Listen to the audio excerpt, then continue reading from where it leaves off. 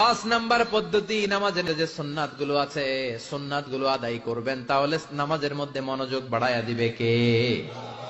হাত তোলা সুন্নাত তোলেন। রফউল ইয়াদাইন যদি করেন, অভ্যাস যদি থাকে, বারবার হাত তোলা তুলেন, প্রতিবার তুললে 10টা করে সওয়াব।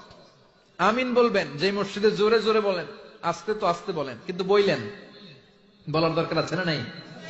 বিশ্বনবী বললেন, ইদা আম্মানাল ইমাম আমিনু, ইমাম যখন আমিন বলে তোমরাও আমিন বলো, কারণ তোমরাও যখন আমিন বলো ফেরেশতারাও আমিন বলে।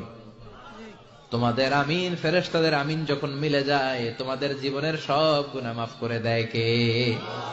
এজন্য আমিন জোরে কোন বাস্তে কোন বলবেন, এটা ছাড়বেন না। তাশাহুদের মধ্যে আঙ্গুল তুলবেন, হয় নাড়াবেন নয় তুলে রাখবেন, এটা সুন্নাহ।